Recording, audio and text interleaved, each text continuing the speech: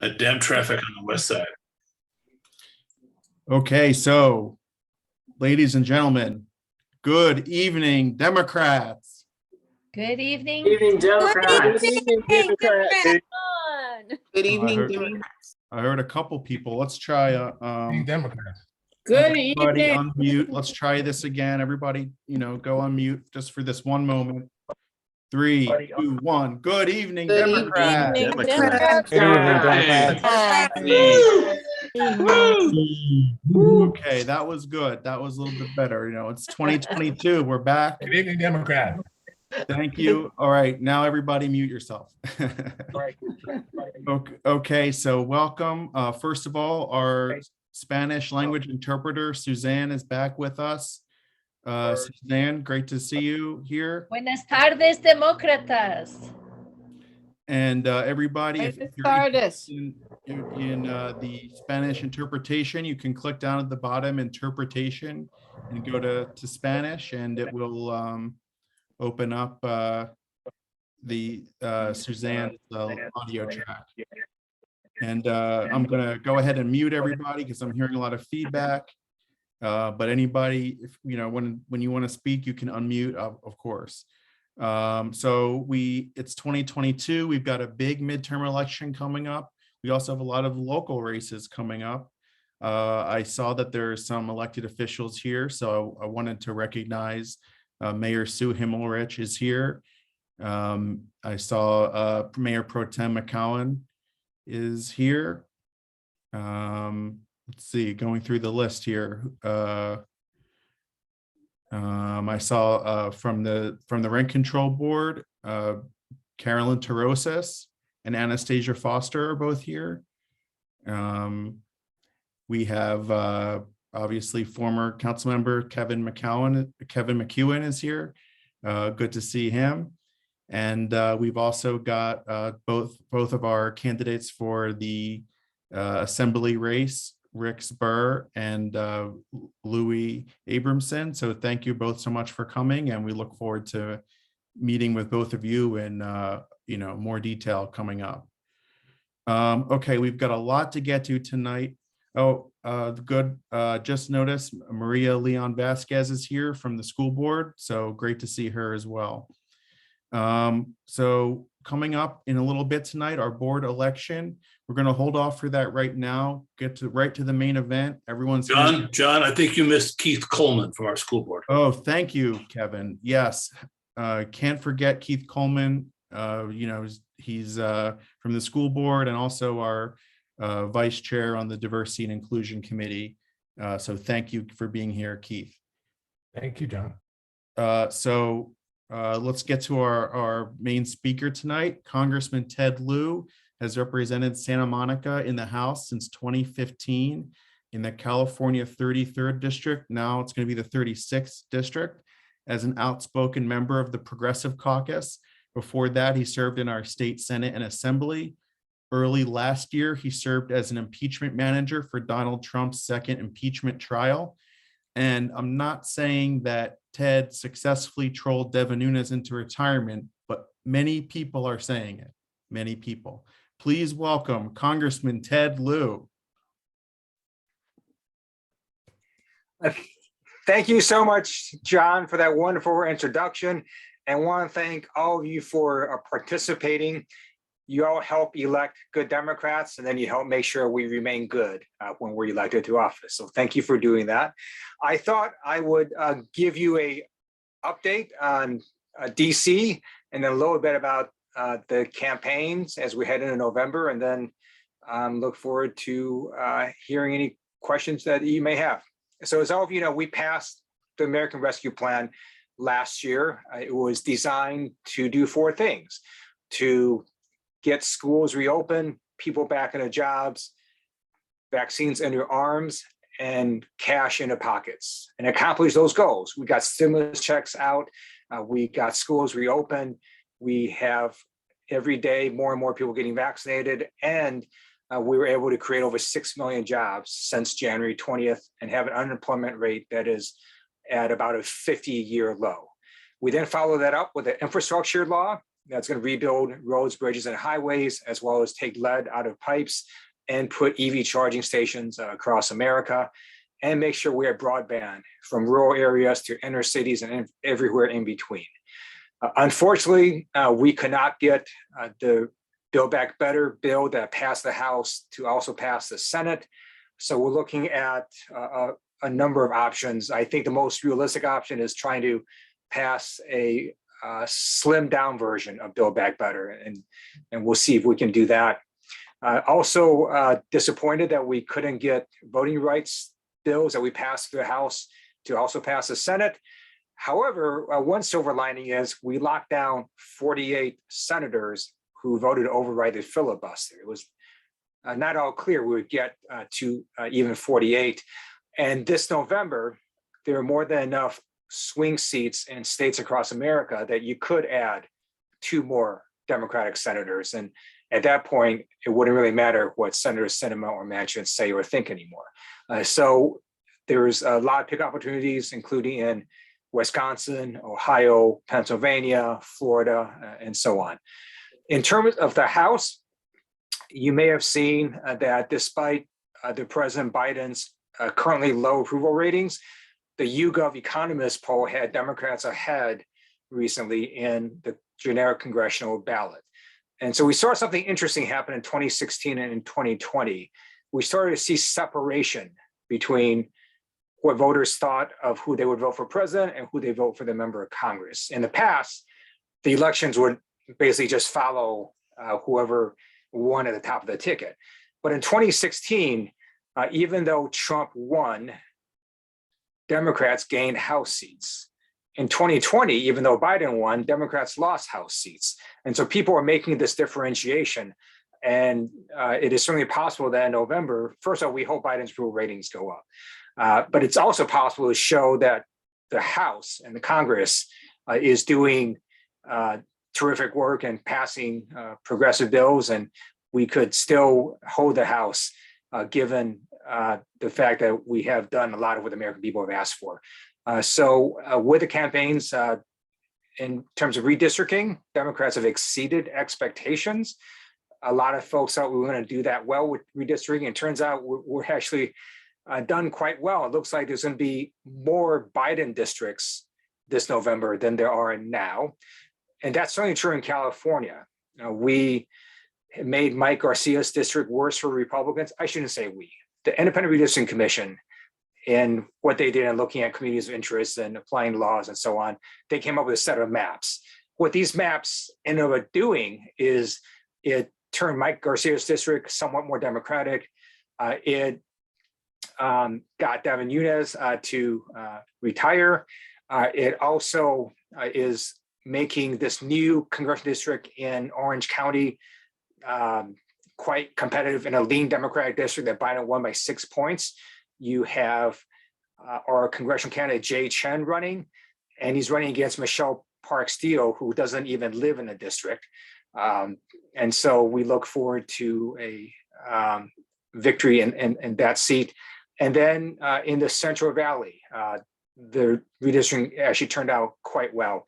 So I think in a normal year, we would gain a net of 1 to 2 seats in California.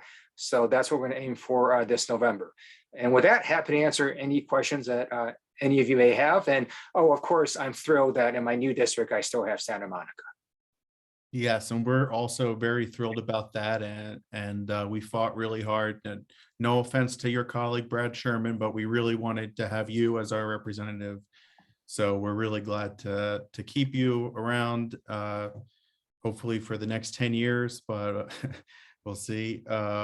Really glad to have you. And with the questions, we've actually asked the membership in advance to send some questions in. So I put some together for you and sort of consolidated a couple of people's questions together to keep the topics moving along. So I wanted to start though, because since the last time we had you here, we had the events of January 6th, 2021. And can we just start before we get to the commission and just talk about your experience on that day on a personal level. Where were you in the Capitol building, and how did it play out from your perspective? Sure. So thanks for asking about that day. So it started out relatively normal, like any normal morning. They did not actually want most members of Congress to be on the House floor because of the pandemic. So most of us were watching from our offices. And I remember about 15, 20 minutes after proceedings started, I started hearing loud banging in my hallway. And so I asked my chief of staff, I said, well, what is that? And so the banging starts to get progressively louder. And then eventually it comes to our door, and this bang, bang, bang on our door. And my chief of staff opens the door, and a Capitol police officer rushes in and says, you need to evacuate immediately. So when police officer tells you to do that, you do that. So we race down, my chief of staff and I raced down 5 flights of stairs to a tunnels to go to another office building where he said it was safe. And then we started to look at our phones, and it became clear to us that a mob was descending on Capitol Hill. And we eventually made our way to the office of Congressman David Cicilline. They graciously let us in, and they locked the door, and then we were on lockdown. And then we watched TV like millions of other Americans. And at some point, it became clear to us that not only was a mob attacking the Capitol, but that the former president had incited this mob.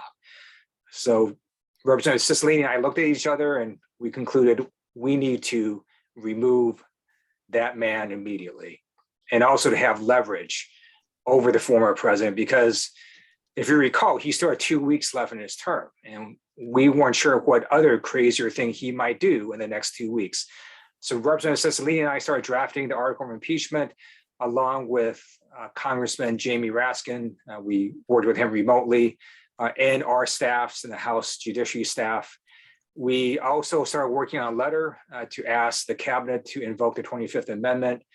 And we did that while we were on lockdown. We then got, as quick as we could, support to try to get people to co-author this article of impeachment.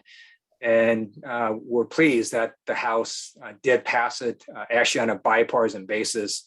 We intentionally made the article of impeachment very straightforward and narrowly focused with the hopes of getting some Republican support. And we were thrilled that we got some Republican support. In terms of what happened that night, I was very pleased that we went back and certified the Electoral College results. I thought that was very important for us to do. And it's very clear that the people that showed up on January 6th, number one, showed up because the former president told them to. And they did it not because they were upset about tax policy or climate change. They showed up to stop the certification. They showed up to try to keep the former president in power illegitimately. They were trying to show up to prevent Joe Biden from winning in the free and fair election. And so they did, in fact, accomplish that day. We had to stop proceedings and then reconvene early the next morning. But we did reconvene, and we did go forward and validate Joe Biden's victory. And as we look forward to the next presidential election, it's critical that we hold the House, because would you really want Republicans in control of the House deciding this Electoral College issue in 2024? So that is potentially what is at stake in this midterm. Thank you. Well, I know when I heard about what was going on, I reached out to Nico right away, who's here on the call. And I said, can we confirm that Ted's all right? So I'm glad that, worked out okay. And by the way, you end up doing some weird things under stress. So I remember my first call was to my wife. But then my second call was to my American government and history professor from high school, who I hadn't spoken to in over 30 years. Because I was thinking, this isn't what I learned in government class in high school, and just want to chat with him and see what he thought of what he was watching. So anyways, yeah. Well, and what did he say? That you're making history? He like many years, he was shocked by what he was watching on TV. Sure, yeah. He was thrilled I called him because I hadn't talked to him in over 3 decades. But yeah, it was an interesting conversation. And so following up on that, so then the House launched its investigation for January 6th. And what's the status of that investigation? And are you worried that the commission won't release its report until after November? Do you think it will happen before that? Do you have any clue what the timeline is on that report? The commission will release its report before the midterms, and they're working very hard, very aggressively. The committee's doing a fantastic job. All the members on the committee on the Democratic side are my friends, and I respect the work that Liz Cheney and Adam Kinzinger are doing in the committee as well. They've interviewed a huge number of witnesses, all of whom voluntarily agreed to be interviewed, including many Republicans. They've spoken to many Republican staffers. As was reported, they also spoke to then Attorney General Bill Barr. They have received a huge number of documents. So it's going to be I think, a very good work product. And it was very clear when we were presenting during the second impeachment trial that this wasn't just a one-day thing. There was a buildup of months leading up to January 6th. It was the former president talking about the big lie and really poisoning his base with that lie, and then getting people to show up on January 6th to basically try a coup to keep him in power. And then after January 6th, all the different efforts they did to perpetuate the big lie. And as you have seen reported, a number of states basically submitted fake electoral college documents. I mean, that's a crime. And I'm glad that the Justice Department has confirmed they're reviewing those fake electoral college papers. So we'll see what happens the next few months. Great. Looking forward to that. So let's get to sort of the news of the day. Breaking news. Justice Stephen Breyer announced that he's going to be retiring at the end of this term. And as a member of the House Judiciary Committee, what's your reaction to this news? And what qualities do you think President Biden is going to be looking for when he's considering the options for Breyer's successor? So last year, let me say that Justice Breyer has done an amazing job. He has written terrific opinions. He, in my view, always votes on the right side, and America is a better place because of his exceptional public service. At the same time, it goes beyond him. This is not about him. It is about the institution, about our country. So last year, I did call for Justice Breyer to retire because I thought it was important that President Biden be able to nominate a Supreme Court justice while Democrats control the Senate. So tomorrow, Justice Breyer will announce his formal retirement at the White House, and then Biden will have an opportunity to select his replacement. I think obviously he's going to want someone that understands the Constitution and knows the black letter law and has done a good job in the legal field. I think he also wants someone who is, what's a good way to put it, on the right issues in terms of constitutional rights and respecting precedent, particularly precedents such as Roe v. Wade. And I think he's going to want someone who's going to be able to hopefully influence other Supreme Court justices as well, and someone who could build coalitions. So we'll see who he nominates. Thanks. And so you brought up Roe, which was going to be my next question, kind of relating to the judiciary. So we just celebrated the 49th anniversary of Roe v. Wade. And I know there's a lot of people who are worried that we may not be able to celebrate the 50th anniversary because of some decisions that are coming up that may chip away at least, or maybe even altogether overturn Roe v. Wade. And so do you think that Roe is safe as it is now, or if it's in jeopardy, what are the legislative options we have to codify Roe into law? Roe v. Wade is absolutely in jeopardy. And I'm fearful the Supreme Court is going to overrule Roe. And unfortunately, there is nothing that has changed in the last 49 years that would lead to an overruling of Roe. It's not like there was some new advancement or discovery or change in understanding of abortion. It's exactly the same issue as it was 49 years ago. The only thing that's changed is you have more conservative Supreme Court justices, and that is not a valid reason to overrule precedent. If Supreme Court precedents to mean anything, it means that you don't just change the law for no good reason just because you had a change in makeup of justices. So I hope it doesn't happen. So we shall see, but I am fearful it will. So one way to address it would be to elect 2 more Democratic US senators, in which case you would then be able to override the filibuster, and then we can make Roe v. Wade the law of the land. We essentially passed the statutory version of Roe versus Wade through the House, and unfortunately it's stuck in the Senate because, again, you have 2 US senators on the Democratic side who are unwilling to make an exception to filibuster, even though they've made 27,000 other exceptions to filibuster. But if you elect 2 more Democratic US senators, then we never have to really pay attention to those 2 Democratic US senators ever again. And so that's another thing that we could do. But we're in a very difficult and trying time in terms of their choice issue. Definitely, yeah, and I hope that we're able to flip those Senate seats, like you said. Maybe my home state of Pennsylvania, your home state of Ohio, 2 of the seats that might flip this time. So let's hope we can put it over the top and like you said, not have to think about Manchin and Sinema anymore. Okay, so Build Back Better, you discussed it in your opening remarks.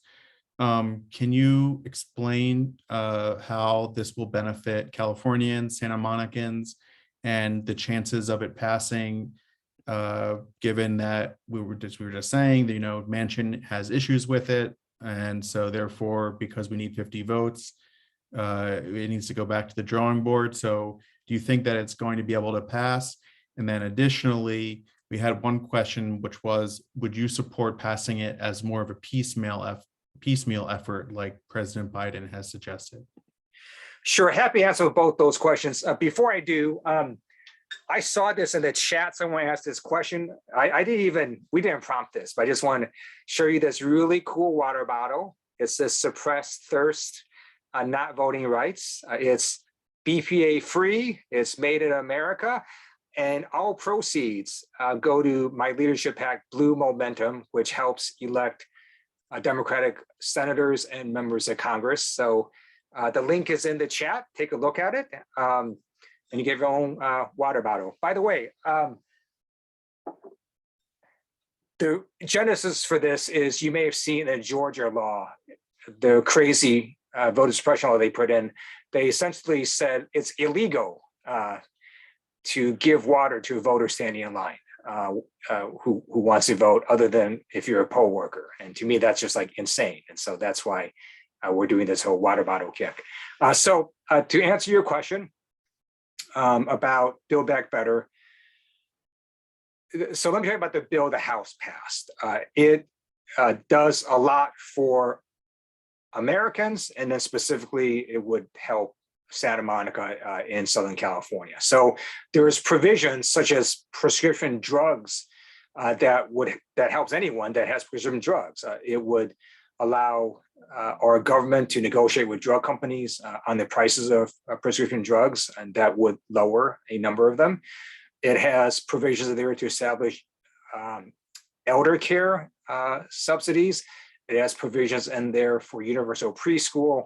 It has workforce training. It also has a lot of environmental projects. So Santa Monica and Southern California would benefit from this. It's got over $500 billion for climate change and clean energy projects. There is a lot in the Build Back Better bill to support and to like. In terms of sort of breaking it apart, you could only do that if with every piece you could get 60 votes. So this is what's known as a budget reconciliation bill to bypass the filibuster requirement. And if you split it up into, let's say, 3 different bills, only one of them could go through budget reconciliation. The other 2 would need 60 votes. So that would be sort of the problem in trying to split it up into multiple bills. What could happen, I think, more realistically, is a slimmed down version of Build Back Better, or you could take some individual provisions out that you think could get 60 votes and try passing it that way. Got it. Well, let's hope that it passes, because there's, like you said, so many benefits for Santa Monica, California, the whole country. Okay, moving into the next topic, voting rights, going back to the topic on the water bottle. Where do we stand? You know, we had the vote last week, 48 Democratic yes votes, and the same two folks we talked about already who don't support it. So we're unable to get it passed. Are we going to be able to do this? I know you've been really vocal on the John Lewis Voting Rights Act and lots of other, you know, democracy reform initiatives that are going on in the House. Are we going to be able to get this passed? So my view of politics is that everything seems impossible until it happens. And you never really know when something could break your way. Right now, it looks unlikely. There might be some individual provisions that could get 60 votes in the Senate that could pass. My view is we have to pivot and start talking about the best way to fight back. And the best way to fight back is not for people to believe that they won't be able to vote in November. It's for people to believe that they must vote in November to stop Republicans from trying to suppress their vote. And we got to get people angry and pissed off that Republicans try to keep them from voting. And the best way to do that is to vote in overwhelming numbers. And so that is, I think, the best way to fight back. And it should be what our goal is to really stick it to these Republicans who are trying to suppress our votes by turning out in overwhelming numbers. Thanks. And what do you think of the sort of counter proposal for Mitch McConnell, the election protection bill? And I think that some people that I've heard saying, well, it's better to do something than nothing, and other people are saying this is sort of like a way for the Republicans to not have to take the tougher vote on real voting rights by doing the sort of no-brainer of, yes, obviously the House shouldn't be allowed to overturn the election results. In my mind, those are somewhat different issues. We absolutely have to fix the Electoral College Act. And I don't care if, you know, Mitch McConnell proposes that, or if Chuck Schumer proposes it, or if Jerry Nadler proposes it. It doesn't really matter. We just have to fix the Electoral College Act. So we should absolutely vote for fixes and to reform that act. It doesn't mean we can't try to pass voting rights legislation as well. But to me, they're sort of separate issues, and we should absolutely fight for changes to the Electoral College Act, because you can't have a situation again where you have, you know, a president trying to threaten his vice president to take action to reverse a free and fair election, or have state legislatures try to take that action, even though the results in that state are clear as to who won the presidential popular vote. You just have to make it very clear that you can't tamper and try to screw around with presidential elections. Definitely agree.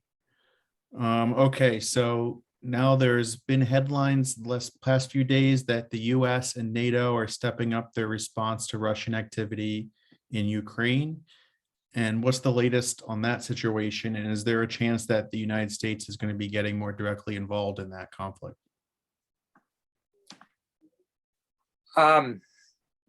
So, hang on. Something happened on my laptop. Give me 1 sec. Okay, there we are. In terms of Ukraine, we're in a very difficult situation because you do have one country, Russia, that has overwhelming military force against a much smaller country that doesn't have a lot of military force. And so Russia does have the capability to invade. And Ukraine is not part of Nato, so there's no sort of treaty or anything or agreement triggering a response from its allies. So Ukraine is in a difficult position.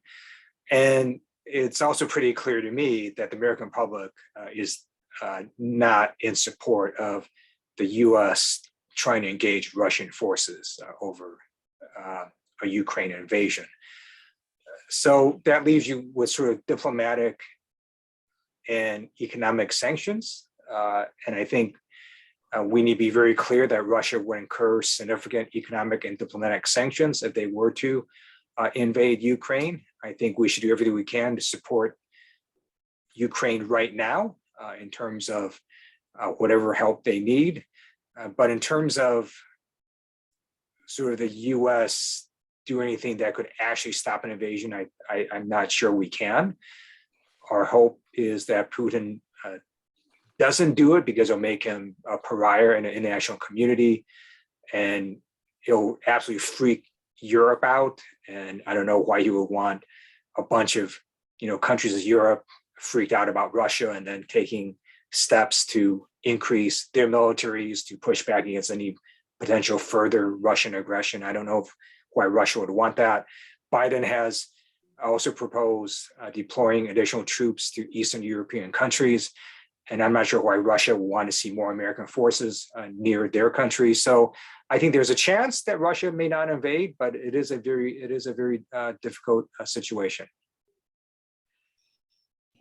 Thank you for your insight on that. Yeah, we're everyone's following it very closely. So Julie Goodman in the chat asked this question about HR 6352, the Drugs Act. And she said that people are concerned about not being able to purchase affordable prescription medications from Canada, given the price differences there. Do you know anything about this bill? Do you have a position on it yet? Send me information about that. I haven't looked at that specific provision. Great. So let's go on to the next question, which is single payer healthcare on the national level. Of course, here in California, AB 1400 is in the state legislature and just passed through 2 committees. It's going to be going to the floor vote in the assembly. But is there any movement right now on the national level to pass a single payer healthcare system? And what will it take to make this more of a priority? We see continual movement in the state of California, so that's terrific. At the federal level, you're going to need to elect 2 more Democratic senators to override the filibuster, because we're not going to get 60 votes to do that. So that would be the first step that we'd have to take. By the way, I support single payer. I've co-authored that as many times as I possibly can. Yes, we notice your name on there every time, and if it wasn't ever missing, I would be calling up the office to make sure that you got on there. Okay, so let's see. I wanted to ask you. I saw you posted this on social media the other day about the James Webb Telescope, and I know that you're into science and both science fiction and science fact. This is a science fact topic, and it's got a connection to our district, right? It's assembled in the district. Do you want to share about that? Maybe nerd out a little bit on the space stuff. So the James Webb Space Telescope is this amazing scientific instrument. I had the privilege of being able to tour it when it was being assembled in Redondo Beach. And I remember during the tour, the person said, it has two main missions. The first is to find out where we came from, and the second is to find out if we're alone. Those seems like pretty cool missions to me. It is an amazing feat of technology. It is a massively large telescope in terms of sort of this solar array, and they had to compact it into this little thing and then unfold it. There were like 300 moving parts once it was deployed, basically single failure parts. Like anything could have gone in 300 different steps, but it didn't. It all worked exactly as they had planned it, which was pretty remarkable. It's hit its orbiting point, and the reason that now we have to wait several months for images is it literally has to cool down and it has to be able to have this ultra cool temperature to measure infrared light. And so that's what it's going to do. It's going to use these amazingly precise sensors to measure that light, which came from the very beginnings of the Big Bang. And it's going to be able to peer back in time into the very beginnings of Big Bang and sort of tell us a lot about the Big Bang and the initial event that created the universe. So it's pretty exciting. Yeah, that's so cool. It's great that it came from CD33 and it heading out into parts unknown. Okay, so a few more questions coming in the chat. This one's from our friend Dorothy Reich. She said, I know you have a bill to increase the number of lower level federal judges. Would you also support increasing the number of Supreme Court justices, given our rule of law is in danger if SCOTUS starts overruling executive orders and legislation? I support the legislation to expand the number of Supreme Court justices. I also support legislation to put term limits on Supreme Court justices. And I think it is not a good idea to be able to have, Supreme Court justice stay there for, 30, 40 years. At least in Congress and the Senate, you got elections. So I'm not sure it's a good idea to have, especially with people that are living longer, right, over time. And it is really a very long time that you could have someone in a position of power. And that's generally not a good thing, in my view, for a democracy. Yes, I agree. Thanks, Ted. And then the next question from Ernie Powell, Social Security 2100 Act by Larson. First, thank you for being a co-sponsor. And next, any read on when the speaker will allow a floor vote on this? And can you speak to what this bill does? So I heard the part about a floor vote, but the first part I lost connection a little bit. Say that Sorry, again. yeah, this is the Social Security 2100 Act, which I know you're a co-sponsor on. Yes, John Larson has been a champion for Social Security. I'm proud to co-author his legislation. It would basically provide a lot more funding to Social Security. Social Security is not going to go insolvent tomorrow, but over the years, it eventually will become insolvent if we don't fix it. And so this bill will fix that. It will basically secure the retirements for millions of Americans. And I've been pushing for it to get a floor vote. So we'll see. I think there's a chance it may happen this term. There's a lot, right? There's a lot going on in Congress. I think part of it is just trying to work through all the different bills that have to be passed. We recently, in the House, introduced the American Competes Act, for example, that's going to make sure America continues to compete in different sectors in our economy. It's also going to push back on what China's been doing, and it's going to help us really compete in 21st century. And we're still trying to make sure we can get a version of Build Back Better through. Yes, lots of work. I know you're on the agenda there.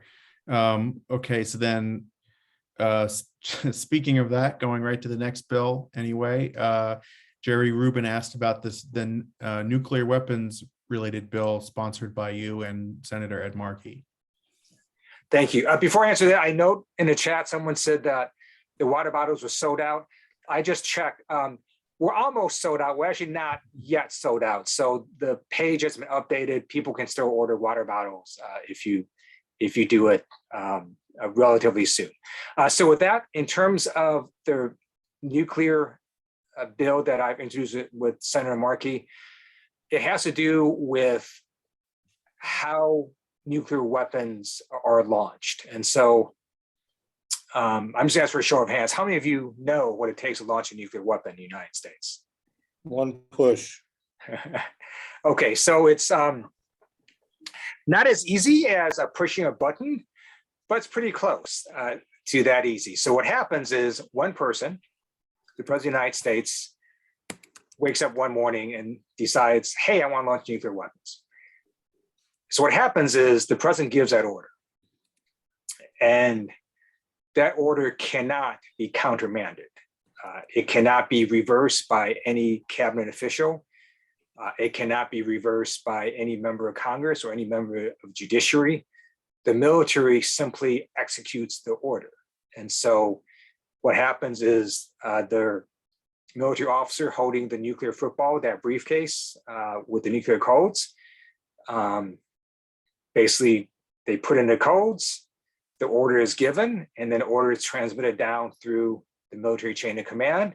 Eventually that order hits our submarines, our nuclear submarines and our missile silos, and then the rockets launch. That's it. And there's no other check and balance there. And Senator Markey and I looked at this and we concluded that's just flat out unconstitutional. If you look at the Constitution, the framers of the Constitution went to great lengths to stop the president. They created an entire legislative branch to stop the president. They created an entire judicial branch to stop the president. And then they gave the greatest power they knew at that time, the power to declare war to Congress. In our view, there's no way the framers would have allowed one person to be able to launch thousands of nuclear weapons that could kill hundreds of millions of people in less than an hour and not have called that war. And because only Congress can declare war, we believe that the current nuclear approval process is unconstitutional. So our bill is very simple. It says, before the president can initiate a nuclear first strike, the president must first get congressional authorization to do so. So that's the bill. And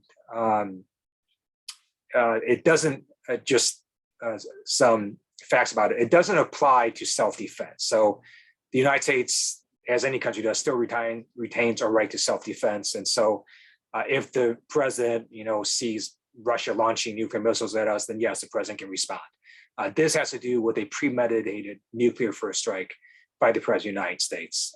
And so that's what the bill applies to. Thank you. And I see also in the chat, Jerome Corshon had a question about DC statehood and Puerto Rico statehood. I have to ask, since my brother lives in DC, if he's going to be able to be represented by 2 senators and a congressman sometime soon. Is that simply based on the Senate, needing to get past the filibuster, or is there more going on with those statehood bills? I'm sorry, I have some internet connection problems. I only heard half the question. Say that one more time. Yeah, so there's statehood for Washington D.C. and for Puerto Rico, 2 different situations, I guess. And what is that? Just simply if we could get rid of the filibuster, they would become states the next day, or is there more to it than just a Senate vote? Let's elect 2 more Democratic U.S. senators. I think, well, first of all, the House has passed statehood for DC. I think if we can remove the filibuster, then anything is possible. And I think it's really unfair for Washington, D.C. not to be able to have senators represent the residents, and yet they're subject to, taxes and everything else all of us are subject to. It really is taxation without representation. And I definitely think it is possible if we can eliminate the filibuster. Great, great. And well, let's hope that that happens, because then that'll be a really easy way to get 2 more seats if we have DC. Okay, so coming down to the end here, Jennifer Miner asked about potential Senate seats. I know you mentioned a few in the beginning. So from a political perspective, are there any targets that you're looking at for the Senate race to make sure we expand the Senate by 2 seats? So Pennsylvania is a state Biden won. There's a Democratic primary going on there, but whoever our Democratic nominee is, I think will have a good shot at flipping Pennsylvania. Same with Wisconsin. Biden also won that state. And then in Ohio, my friend Tim Ryan is running, and the Republican front runner right now is Josh Vandell. He is to the right of Donald Trump. He is really, really extreme. And if he gets the Republican nomination, then, I think Tim, if he wins the Democratic nomination, would have a good chance, or whoever wins the Democratic nomination. You've got, so my friend Val Demings is running in Florida. And I think we have a shot there. So there's a number of different places that we could flip. All right, let's hope. We're gonna expand the majority in both houses, give you more room to work with, keep all the bills passing. We have one last question for you, because I know you have got to go to another appointment, but one club member asked, first of all, stay in Congress, but if you weren't in Congress, what would you potentially do with your time? I'm not sure I've been asked that question before. So the first thought that popped in my mind is it'd be super cool to be an astronaut. And then I realized, I don't have 20/20 vision, so they wouldn't let me be an astronaut. But if I couldn't be an astronaut and I couldn't be in Congress, what would I want to do? Being a travel reviewer would be really fun. You go around all over the world and you write about your experiences going to those different places in the world, and you get paid for doing it. So I think that'd be a cool thing to be doing. That's a good gig. Yeah, I always wonder who writes those books. Maybe it could be you. Okay, great. Well, Congressman, thank you so much for coming by. We're always thrilled to have you here at the club. And I know that the whole club is thrilled to have your representation in Washington with everything going on. It's crazier every day, but we're just so glad to have somebody like you representing us. So everybody, let's give it up for Congressman Ted Lew. Thank you. Have a good evening. Thanks so much, Ted. Thank you. So now we're gonna move on to the next item on our agenda, which is, before we get to a board election, Isabel Story is going to present an action item for the membership. Okay. Oh, wait. Oh, let me give Yes. you screen share access to. Go ahead, Isabel. Great. Okay. So as some of you may know, we talked just briefly now about healthcare for all. We do have a bill going through the California legislature right now, AB 1400, and it is at a critical juncture. It has passed its committees, the Health Committee and Appropriations, and it's coming up for a vote by the full assembly. Could be as early as tomorrow, but it will definitely be in the next 3 days, because the deadline to pass it is Monday. Our club has voted to endorse this bill. It went through the legislative committee. It was voted on by the whole club. I'll just tell you briefly, in case you don't know, it would guarantee comprehensive health care to every Californian, and it would actually cost less than what we currently pay in health care. That is for the state and for individuals and for businesses, because it cuts out all the bureaucracy and middlemen. So it would actually cost less and everyone would be covered. So I think that's why we decided to endorse this. And our own assembly member, Richard Bloom, has not committed on how he will vote. So we would like to let him know. Now, this is my first time trying to share a PowerPoint. So guys, if it works, no, I can't, I have to share first. Okay, share screen. And then, Worked. okay, so you're seeing, no, there. Okay, so you're seeing the full screen of the call to action, right? Thanks, John. And so the call to action is to call Richard Bloom, and his phone number is there. You can even call tonight because there's an answering machine, but I would say call him first thing in the morning if you can. The suggested script is there.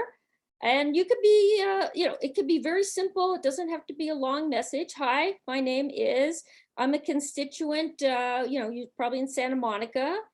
And I'm calling you to please vote yes this week on AB 1400, the California Guaranteed Healthcare for All Act, known as CalCare. You can add something here if you want. You actually don't have to. You're just registering your support. But if you want to say something about why you are voting, why you support it, because I believe every Californian should have health care, please vote yes on AB 1400, and that is it. You may get a staffer, you may get an answering machine, but don't feel like you have to speak for a long time. They really just count the calls, how many people call in support of the bill. So this is, I think Bloom is open to be influenced by the phone calls he gets. So the more phone calls he gets, more likely he is going to be to vote for it. He did vote, he was on the Rules Committee, and he did vote to let it proceed to the Assembly. So that was a good sign, but he hasn't committed on how he'll vote. And there's that phone number, 916-315-2050. So I think a little later I'll put it in the chat. And then, let's see if I can go.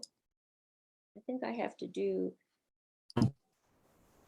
It's 319, not 315. Excuse me? 319, not 315. Okay, let me, what did I say? 319, yeah, 916-319-2050. Is that right? Yes. Okay.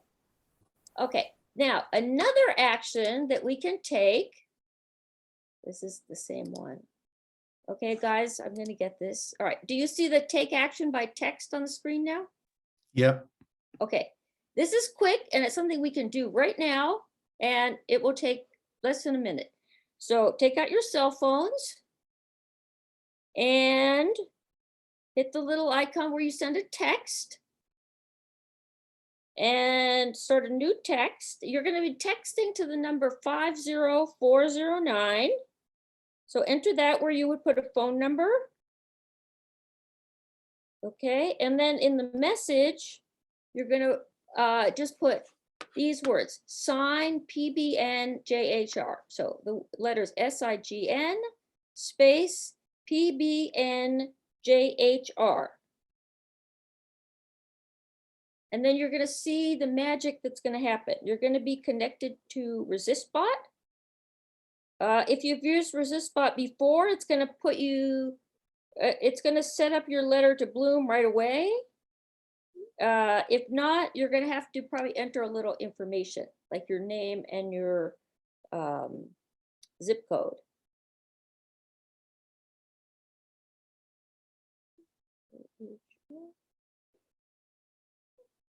So John, you're doing it. Is it working?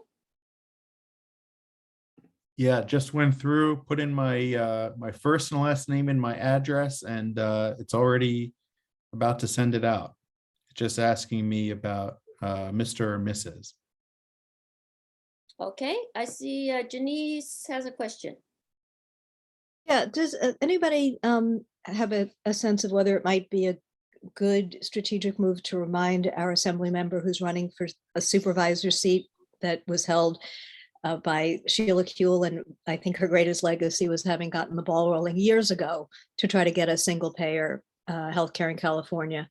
Would that make sense? I think when you call, go ahead and say that. I mean, I don't think we all have to say it, but Yeah.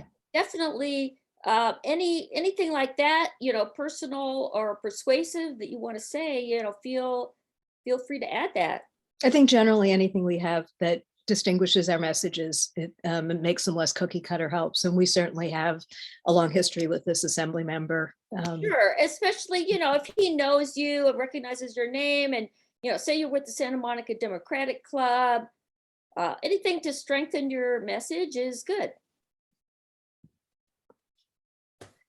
I mean, I've already, just in the time that you've been saying that, I just sent the 2 letters. Very easy. Yeah. So this is something,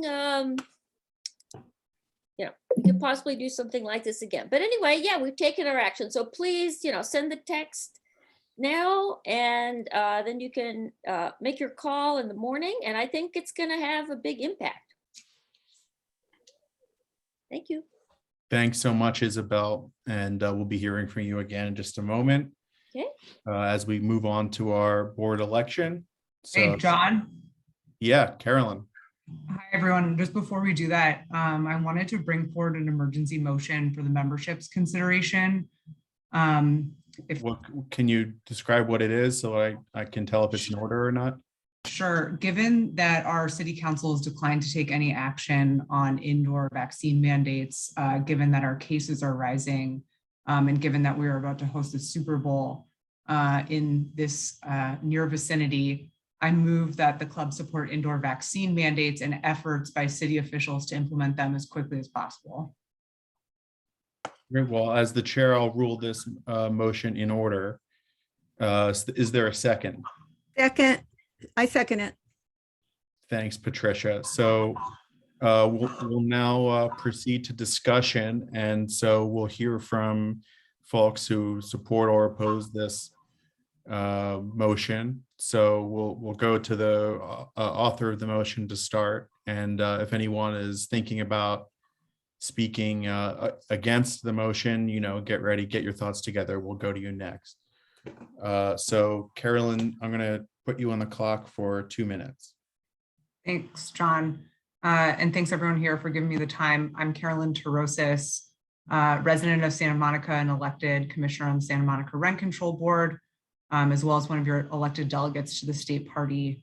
And I think in furtherance of our democratic values, our values of keeping everyone safe and healthy and making our city a thriving Santa Monica for all, and moving that the club support indoor vaccine mandates urgently. I think we all may remember that on January 11th, our city council took up an item to explore vaccine mandates, and I do have to give credit to Councilmember Brock for championing that, as well as council members Para and Himmelrich.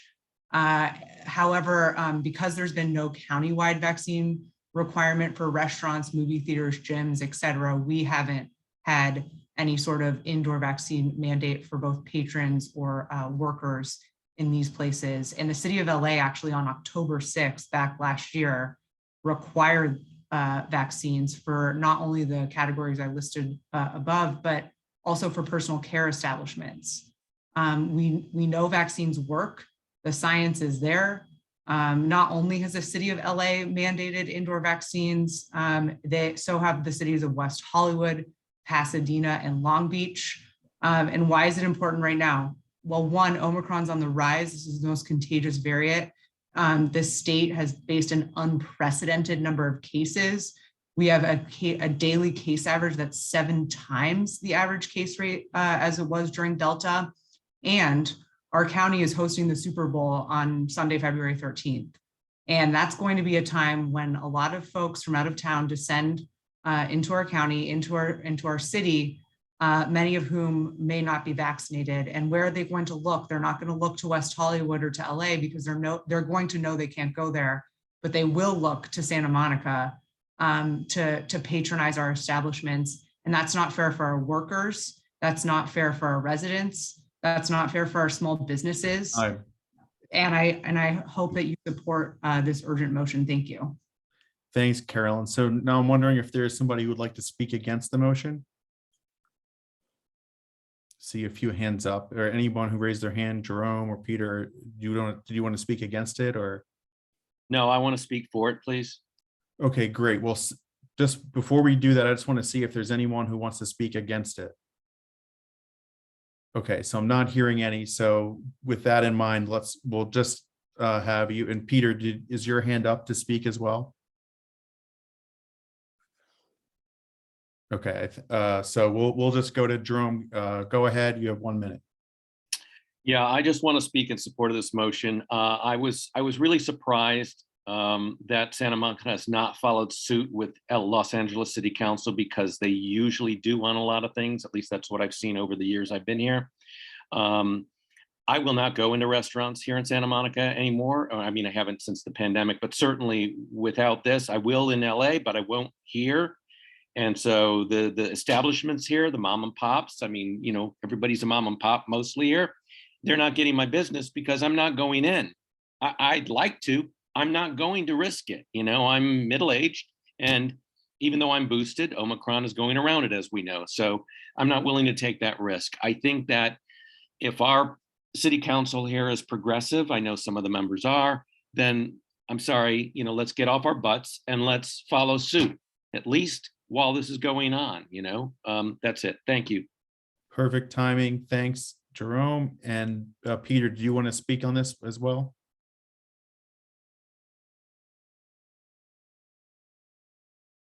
We can't hear you if you're speaking.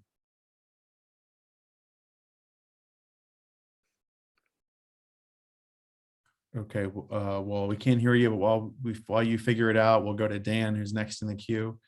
Dan, go ahead. You've got a minute. Yeah, thanks, John. You know, Jerome just talked about following LA City. And I honestly, I think we should be leading in these issues. You know, Jason, my partner, and I, we moved to Santa Monica because we felt it was a city that aligned with our progressive values.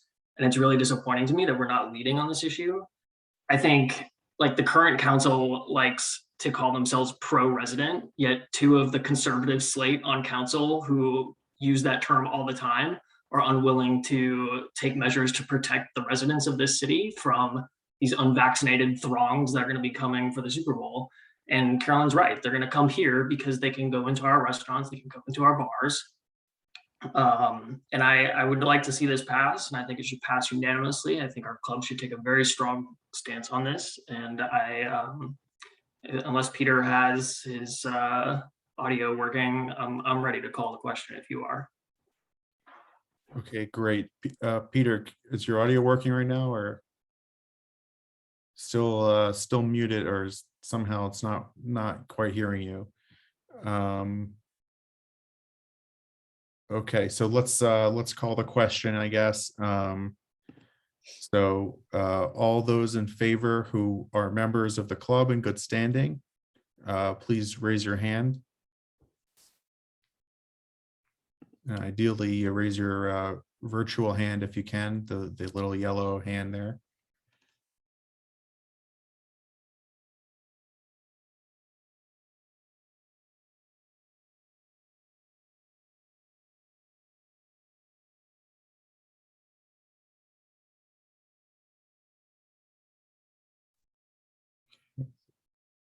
Two,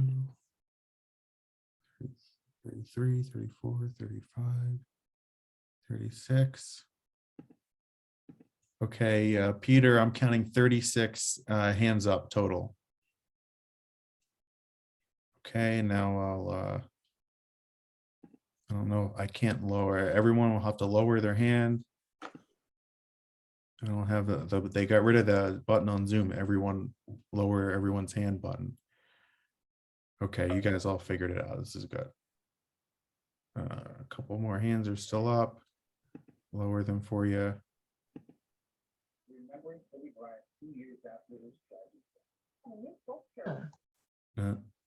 Okay. And now those who oppose the motion, raise your hand. Okay, great. Not seeing any no votes. And are there any abstentions? Okay, great. Well, then the motion passes unanimously. So first of all, thank you, Carolyn, for bringing this. I know that this is a really important issue to me, so I'm glad that we're on the record on this, on the right side. Thank you, John. Thanks, everyone. Great, thanks, everybody. So now we can move on to the board election. Unless there's any other emergencies to deal with. Okay, not seeing any. We'll go on to the board election. So I wanted to start off before we go to the election and just mention that because of bylaws changes that we made last year, we now have 2 new positions on the board. So the board of this club is going from 12 positions up to 14. And those 2 new positions are the Vice President of Diversity and Inclusion and the Vice President of Legislation. And these are 2 areas that we've been focusing on in the past year to really expand the club and the reach of what we're doing. And so I know that this is something we've been working on for a couple of years now, but I'm really thrilled to officially bring those positions in, not just as the chair of that committee, but officially become the VP of that role on the board. And with that happening in the bylaws means that those positions will always be there for future generations. So thank you to Raina, who has been chairing the Diversity and Inclusion Committee. And also thank you to Anastasia Foster for her work chairing the Legislative Committee over the past year. Also want to acknowledge that 4 board members who you elected a year ago have stepped away for various reasons from the board. But I wanted to thank them, Barbie Applequist, Dami Puerto, Amy Bishop Dunbar, and the late Ed Hunsaker, who, if you haven't heard, very sadly passed away in November.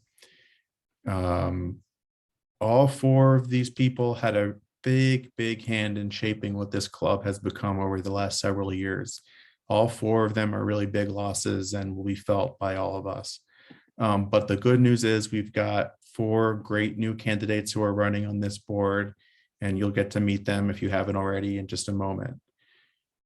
So without further ado, we're going to go through with the election. And to let everybody know, with the one of the bylaws revisions we did at the end of last year involved the format for this election. And we made sure that we would give the membership the opportunity to know in advance of the day of the election who those candidates were who would be running. And so in this case, we have the 14 people who were recommended to you by the board. And we ended up that this year, nobody decided to challenge those 14 nominations.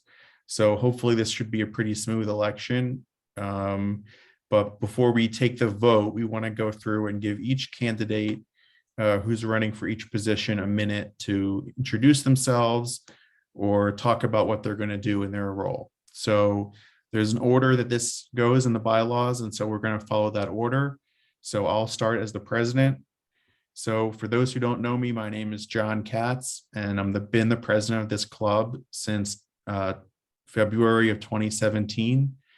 And I've been on the board since 2013.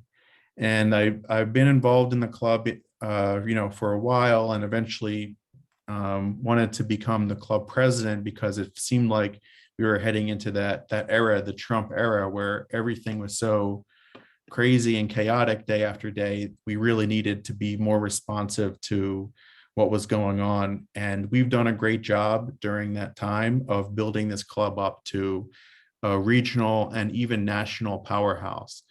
And once we flipped the House and the Senate and defeated Trump, we spent this past year sort of looking inward and improving the club in many different ways structurally, including the 2 new committees.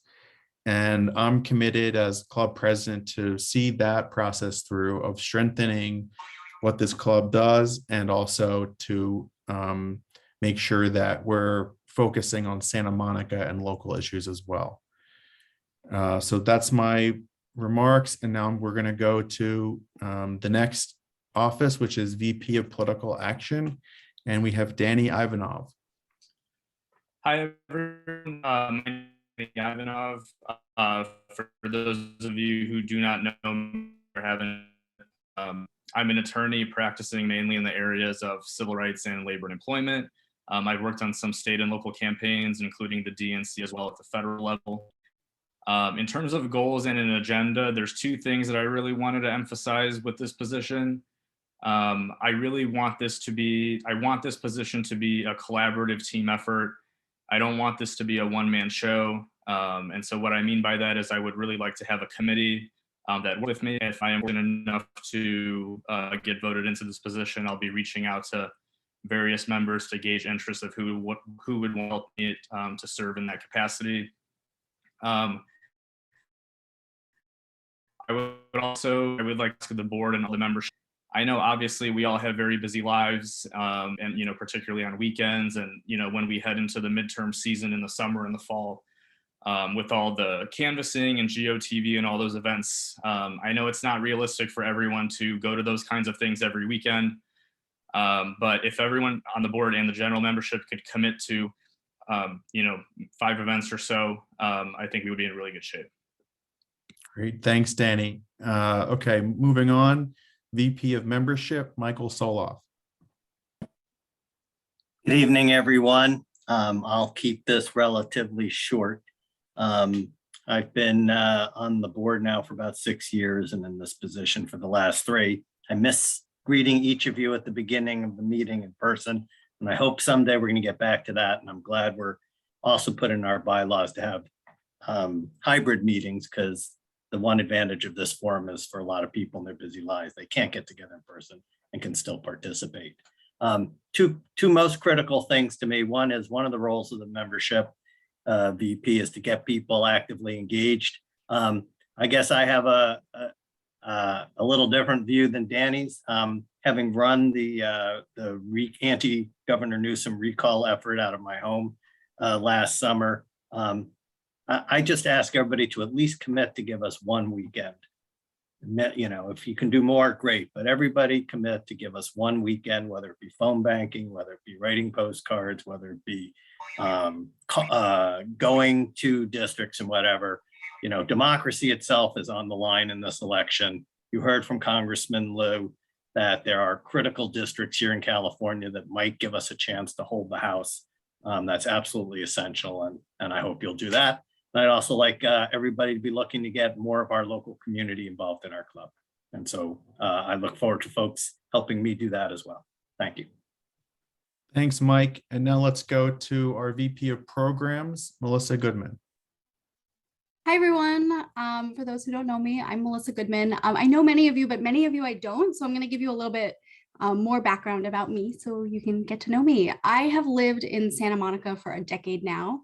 I'm a renter in Mid-City, and I've been involved in our community through the wonderful Diversity and Inclusion Committee of this club, as an appointed member and vice chair of the city's Commission on the Status of Women, and also as a steering committee member of Community for Excellent Public Schools.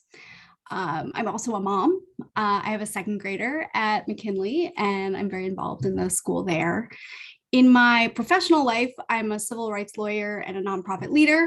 I've spent most of my career as an ACLU lawyer, and I've done a range of things: LGBTQ rights, gender equity, reproductive justice, education equity, economic justice, and criminal legal system transformation, advocacy, legal work, and organizing.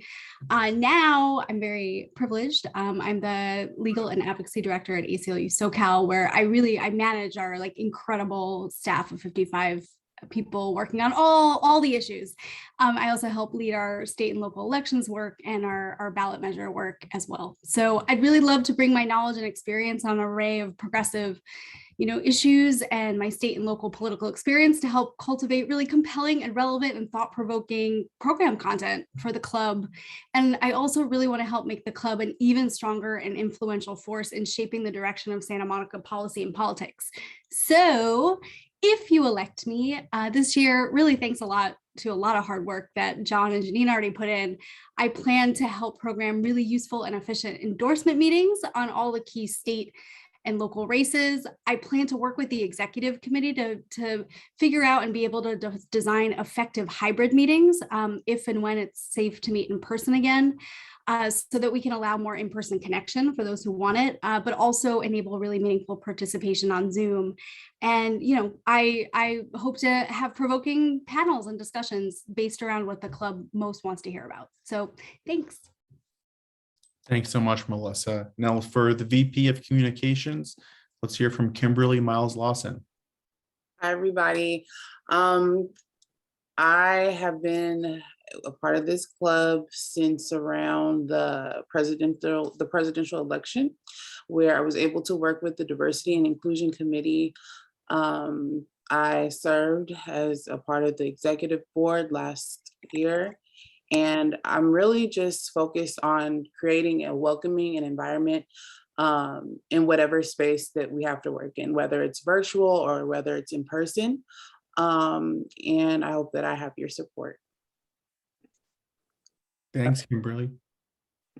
Now let's go to the VP of Diversity and Inclusion, Raina Kirkland. Sure. Hi, everybody. My name is Raina, and I've had the honor to serve as the leader of the Diversity and Inclusion Committee. The platform has been a real opportunity for us to work for issues around justice and equity, which I'm very passionate about. We have welcomed many new members from diverse backgrounds, and will plan to continue to honor people from diverse backgrounds, giving a safe space to share and to connect. I think one of the things that I am really grateful for when it comes to the Democratic Party is that it truly is the big tent. It truly is this space for everyone to feel welcome. And I look forward to welcoming more diversity into our Democratic Club this year. And I appreciate everyone's support in that path forward. Thank you. Thank you so much, Raina. And now we'll go on to our VP of Legislation, Isabel Story. Hi, everybody. I know many of you. I've been a member for about 5 years. I'm also a delegate to the Democratic Party, state party. And I'm involved in a whole host of activities, but I think I'm most passionate about legislation because that's the way that we can actually put our policies into effect and create change. I was very happy to be on the legislative committee last year. It's a new committee, and we worked out our procedures for sorting through the vast number of bills that are proposed every year, picking out the best ones, vetting them, and then bringing those to the club for endorsement. And we're able to get the endorsement about half a dozen bills last year. And we had some follow up with the legislature with some letters of support. So what I'd like to do this year is build on the foundation, but strengthen our follow up. Because once we identify the bills that we are supporting, there's so many opportunities to use our influence to help them move forward, including making sure we have letters of support as they move from committee to the full assembly or Senate and all the way to the governor's desk. So to increase that, and I think also we could have some enhanced support to a few bills like we did tonight with AB 1400, having an action that we all take. We're very powerful when we act together in a concentrated way. I haven't talked to Danny about this, but there might be a way for us to work with, oh, somebody is feedback. Anyway, there might be a way for us to work with political action. We have targeted actions on a particular bill, that's at a really crucial point. We might be able to work together on that. So I'm just really looking forward to flexing our muscles here. We can identify the things we support and they really have an impact, whether it's in Santa Monica, in Sacramento, or the bills in Washington. Thanks, Isabel. And next up, our new treasurer, Dan Hall. Hey, good evening, everyone. My name is Dan. I use he, him, his pronouns. By way of intro, I don't know many of you, but many I do. I'm a veteran and a proud member of the LGBTQ plus community, and I currently work on electrifying last mile delivery fleets. I've been involved in the Santa Monica Democratic Club as a member of the Legislative Committee. I'm one of the vice chairs of the Diversity and Inclusion Committee, along with Keith, and I'm an at-large member of the executive board since last summer. I want to do three things as treasurer. I want to raise a lot of money. I promise to be a good steward of that money. And I want to spend that money getting progressives elected up and down the ballot. So I'm going to be coming knocking, and I hope your wallets are ready to donate what you can. So thanks, everyone. Thanks, Dan. Okay, and next officer is the recording secretary, Peter Bradley.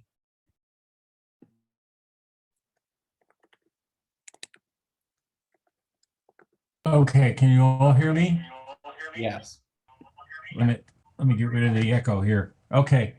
Yeah, when John first asked me late last year to be the new recording secretary, I went, huh? But I took the job, and and I've been doing as acting until now. I hope you'll make me the permanent recording secretary for this year. The reason I'm in the club and the reason I'm on the board is because, particularly now, I mean, we say this every time, but this really is one of the most important elections that any of us will have in our lifetime. I remember 2018 when we took back the House, and everybody was really happy about it. I mean, we were fighting against Trump. Well, now we've got an entire party that's trying to take over the United States and end our democracy. I worked in a country which had only a facade of a democracy, not a real one. It was called Iran. Imagine, as I found, teachers who worked for the government, they hadn't been paid in 3 months, and they would complain to me about that. But another Iranian would walk into the room and suddenly we were talking about flowers because they were afraid that they would inform the secret police that they were complaining about something that had to do with the government. I don't want to see that here. And I think that's the reason I'm in this club. And Representative Liu said he hoped that we would take at least one of the seats. I want to take 6 of those contested seats, 6 of the 8. And I think we can do it, but it's going to take a lot of work. And it's going to take some of you younger members going out and pounding the pavement in districts. We don't have to worry about Ted. He's going to win. But we need to go down to Orange County and up to District 25, up north of here, and help those people bring in a government that wants to do things, wants to work. Republicans want to run for office for the power. Democrats run for office because they want to do things for their constituents. It's time that we made that clear to the rest of the American people. Thank you. Thanks, Peter. And so that was the last of our officers, and now we'll go to our 5 at-large board members. First up, Antonella.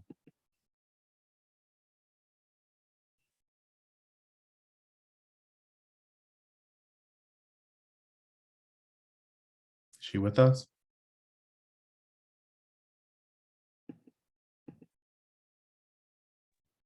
Here she is.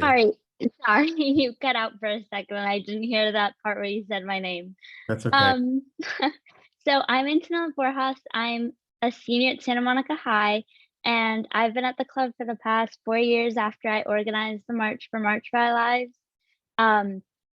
A lot of you may know me, but I haven't had the pleasure of meeting everyone, but I'd love to. And I really hope to bring like a youthful take into the club and like help bring in more younger people from like high school and college. And I plan on pursuing international relations and political science for college. So I joined the club in hopes to kind of bring me into that atmosphere, and I've gotten a taste of that for sure. And I'd love to help bring a new perspective into the club and help keep it running in Santa Monica as we progress into the future. So thank you very much. Thanks, Antonella. Now let's go to Janine Bush. I'm now unmuted, and hi there, I'm Janine Bush, and I have been glad to previously served as the recording secretary and most recently the VP of programs. And I think you saw that we have Melissa Goodman, who's going to be really doing a great job. I'm really looking forward to working with her. And I'm thrilled to be working with everybody else on the executive board to continue the good work that we're doing. Thanks, Janine. And so the next person up is Derek Devermont. He let me know he's in the middle of a work meeting, so he wasn't able to pipe in, but you know, he's been on the board for several years and he's running for re-election as an at-large member. And he's also an elected member of the DNC. Next up is Patricia Hoffman. Hi, I'm Patricia Hoffman. I've been a club member for 40 years, and that was when, you know, I'm 20 years older now than those old Dems were back in the day. So, you know, I don't know how things like that happen, but I've been a social and economic justice activist most of my life. I believe food, education, healthcare, and housing are rights and not privileges. And I want to continue to work on those issues and work for candidates who want to work on those issues. That's all. Thanks, Patricia. And last, certainly not least, Dolly Sloan. Hi, everybody. I've been getting out the vote for Democrats since I was a little girl and accompanied my dad in the Bronx political machine, door to door. And he did a good job, which got him a patronage position. And I have had a political career in clubs from the Bronx to the west side of Manhattan, where I went right after college with 3 graduates, and we brought our friends to the first election they had. It was a Tammany club, and we won. And that was the beginning of the end of Tammany Hall. And then from there, when I moved to California, I was active in the Claremont Club. I was vice president there. I've been in clubs in San Francisco and in Santa Fe, New Mexico. And in 2019, the club gave me the Lifetime Achievement Award. I guess really, if I was to say what it was I achieved, it's getting out the vote. That's what counts. That and diversity and inclusion. Those are the 2 things right now that are my passions. And I hope everyone will do what was asked by Michael. Give him more than 1 weekend. Take the major time before elections, which is so critical, and let's all give our primary interest and activity to that. Thank you.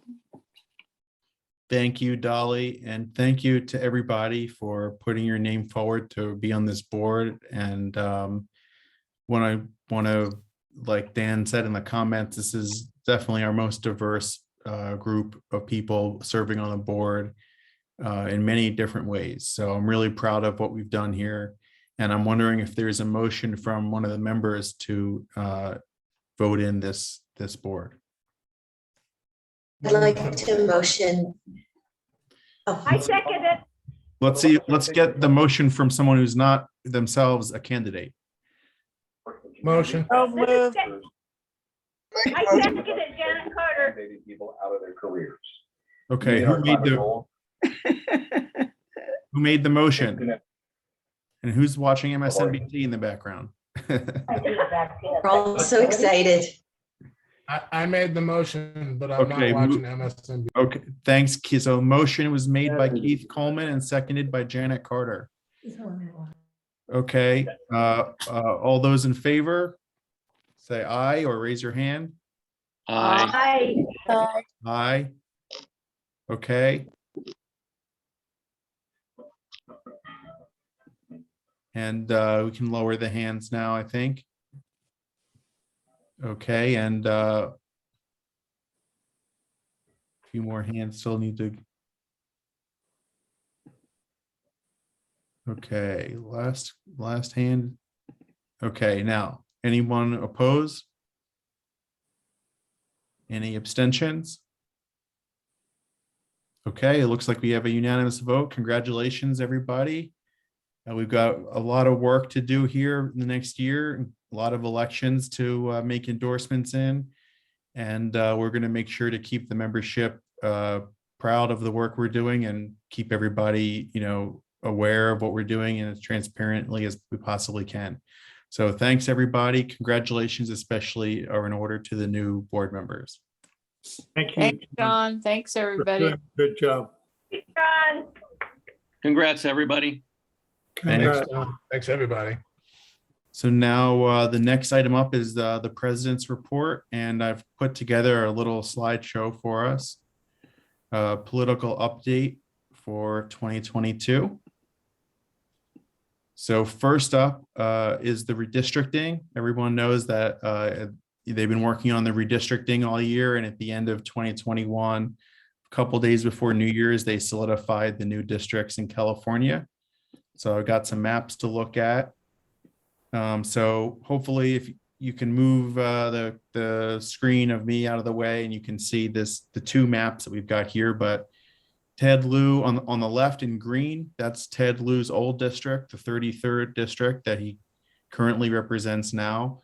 And then on the right, the sort of gray picture with the purple outline is the new Ted Lew district, District 36. So you can see Malibu, Pacific Palisades, Brentwood, Agora Hills, the Santa Monica Mountains have all been taken out of Ted's district. West Hollywood, or no, I think that was Adam Schiff's district, but this little branch over here that goes into sort of the west side of the LA basin is removed. And instead, Ted gets a little bit more in the South Bay, down by his home area of Torrance, a little bit more along the coast, this part along El Segundo area. And then especially he gets a big chunk of this Venice, Mar Vista area in West LA. So that's Ted's new district. Don't think he'll face a very big challenge, but that's the new district for Congress. Whoops, we skipped one. So the Senate district, Senator Allen. On the left here in purple is Ben's old district, or the district he currently represents. And I included the two island portions of Ben's district, Catalina. And you can see here that in Ben's new district, this brown outline on the right, he's gained a lot of those same areas that Ted just lost we were looking at. So Malibu, Calabasas, Agora Hills are now in his district, and they weren't before. And it looks like Ben also lost a little bit of that West LA section by the airport that seems to have gone into SD 28. So pretty similar, but some differences there. Definitely the loss or the gain of Malibu is big deal.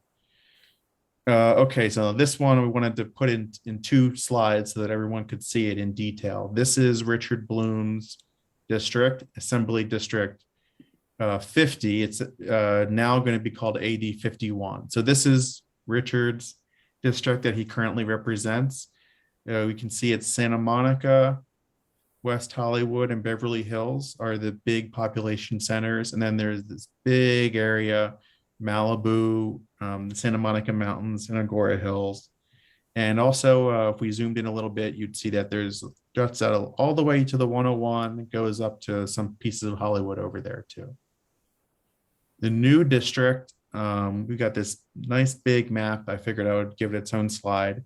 The new district contains these distinct neighborhoods: Santa Monica, West LA, Beverly Hills, West Hollywood, a big piece of Hollywood, way more than Richards district has.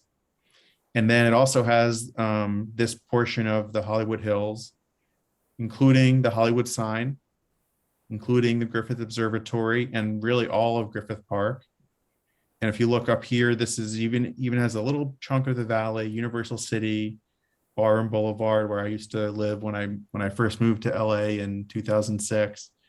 It's all encompassed in this district. That's sort of, the shorthand is kind of looks like it goes along Santa Monica Boulevard and just all the neighborhoods in that area. So instead of being coastally aligned, now this district is just a shoot directly east, including all these other neighborhoods. And I don't have the original map. I just have the new map here, but Sheila Kuehl, our county supervisor, is term limited. So this is going to be an open seat as well for county supervisor. And you can see that this district is situated very differently from the districts we're just looking at. It includes much more of the valley than any of the other districts do. In fact, it's mostly the valley for this district. Okay, so we have some competitive elections coming up that we as Santa Monicans are going to get to vote on based on those new districts. But first, we have some state elections that are going to be competitive. First of all, State Insurance Commissioner Ricardo Lara, who was endorsed by this club in his last election, he's got a primary challenge. And also State Controller. So Betty Yee is termed out. She was endorsed twice by this club for the controller position. And then last year also she was endorsed when she ran for the California Democratic Party vice chair position. So even though she's termed out and she's been a longtime friend of this club, but we'll still be seeing a lot of her in her role in that capacity. So that opens up an open seat. And then we've got this guy, Sheriff Theo Nueva. So LA County Sheriff is open, is every 4 years position. We endorsed Sheriff Theo Nueva 4 years ago, and he's up for re-election. He's got a lot of Democratic challengers, so we'll be considering that race as well. So with those races in mind, I wanted to just share with everybody in advance. Sometimes we don't share the details of the meeting until a few weeks before, but I just wanted to share with everybody what's coming up over the next few months.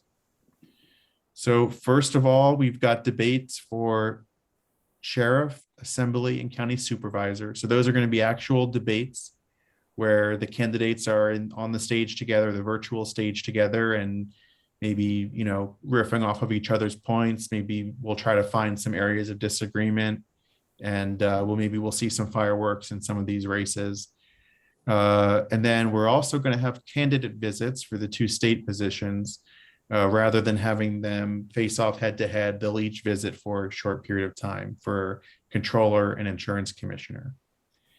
And then finally, just to make sure everyone's clear on this, the endorsement voting itself will be on April 27th by Zoom, and we'll be using the Election Buddy software, which is exactly what we did in 2020 for the election, the city council and the other races that were up in 2020. So first meeting, we've got a bonus meeting coming up February 6th on a Sunday, rare weekend meeting for the Santa Monica Dems, but we've got so many candidates to get to hear from that we wanted to create some extra time that we could fit them all in. So our state insurance commissioner, Ricardo Lara, is going to be stopping by a week and a half from now on February 6th for a bonus meeting. Just 1 hour, no, pomp and circumstance before and after. It's just going to be a Q&A with Ricardo Lara. And additionally, if you can't make it on Sunday afternoon, it's going to be at 2 p.m. It's going to go up on YouTube. So you can follow our YouTube page, you can subscribe, ring the bell, like they say on YouTube. But if you don't go directly to YouTube, it'll go in our email blasts. And we're going to keep the email blasts going with all the links to these speakers so that if you miss one, you'll be able to catch up before April 27th. And so that's our goal, is if you can't make it to every single individual time that a candidate is speaking, we're pushing the voting until after all of these candidates come through. And the reason for that is that you have the chance to catch up if you miss anything. You'll be able to watch on YouTube like a podcast in your own time and be educated and ready to vote by the time April 27th comes around. Then our regular February 23rd membership meeting. The main event of that night will be LA County Sheriff's debate. We've got 4 Democratic candidates confirmed in attendance. The incumbent Nueva, and then 3 of his Democratic challengers, Eli Vera, Cecil Rambo, and Robert Luna, are all police chiefs in different jurisdictions in the county. And on the same evening, February 23rd, one of the opening, we have 2 opening acts for the debate. LA City Controller Ron Galperin is one of the 3 Democratic candidates running for state controller. So he'll be joining. We're going to hear from those candidates one after the next, like I said. So we'll be hearing from Controller Galperin. He's been to the club a few times in the past.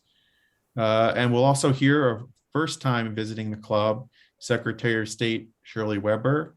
Not anticipating a contentious primary for Secretary Weber, but given how important voting issues are, and we talk about them all the time, we thought it would be a great opportunity to bring in our own Secretary of State to speak on that. Okay, and then March 30th will be the next meeting after that. And the main event that day will be the LA County Supervisors debate, the seat that Sheila Kuehl is vacating. We've got 4 Democratic candidates running there. Senator Henry Stern, council member from West Hollywood, Lindsay Horvath, Senator Bob Hertzberg, and Assembly Member Richard Bloom. So I know that some of those names should be familiar with you. I think all but Bob Hertzberg have been to the club in the past year or so capacity as a guest. But those are the 4 Democratic candidates who'll be vying to succeed Sheila Kuehl, and they'll all be coming for a direct debate. Then we'll also be hearing from Mayor Yvonne Yu from Monterey Park, who's running for state controller. And also that evening, we'll hear from Assembly Member Mark Levine, who is running for insurance commissioner. So that's the challenger to Ricardo Lara. Then on April 13th, we will be having our Assembly District debate between Rick Spur and Louis Abramson, both of whom joined us this evening. And we'll also be hearing from the 3rd and final, for now, candidate for state controller, which is Board of Equalization member Malia Cohen, represents the Bay Area on the Board of Equalization. And we have an open slot that we'll fill as the time comes. If somebody else puts their name into one of these races, we'll invite them. Otherwise, we'll move some of the ballot measure discussion to this extra slot, but I'm sure it will be filled. And then finally, the voting meeting. And so just to go through what's going to happen there, it'll be 2 parts. The first part, we're going to hear from all the judicial candidates who are running for LA Superior Court. Each candidate will address the membership for a minute, and then that will be followed by a closed door discussion, which we've done every 2 years for the judicial candidates. It's always a lot of fun to hear from the members who are attorneys, who have experience working with a lot of these judge candidates, who can give us kind of a behind the scenes peek about you know, what they're really like. And that's when we'll stop the recording. Everybody can be honest and share whatever they would like the membership to know before we take a vote. You know, it's difficult for regular people who don't have the experience to know who to endorse for these judicial races. And that's one of the great services I think we offer as a club, is the opportunity to, number one, get to know the candidates on a personal level, but then also hearing from people who've worked with them, who are active, you know, Democratic activists, to say what their opinions are. So the Judicial Endorsement Committee, Michael Soloff and Derek Devermont lead that up for the past few cycles. And I know they're already talking to the candidates to get some recommendations set up for the April 27th. And then once we finish the judicial forum, we'll go on to our endorsement votes by election buddy. And so we have here sort of the state constitutional offices that I'm hoping are not competitive: governor, lieutenant governor, attorney general, secretary of state, treasurer, and superintendent of public instruction. Then these are also constitutional officers, but we discussed that there's a competitive race there: state controller and state insurance commissioner. And then we have the Board of Equalization, District 3. Tony Vasquez is up for re-election again. His first re-election campaign on the Board of Equalization. And we have our 3 districts: Congress, Senate, and Assembly. And then we have 3 county positions: county assessor. So Jeffrey Prang, the incumbent, actually his staff just called me today to set up. He is going to be coming earlier in the meeting, April 27th, to seek our endorsement. And then we'll vote for sheriff, county supervisor, the judicial races we were just talking about, and any ballot measures that are on the ballot. So quite a lot of work to do, and we'll have it all done on April 27th.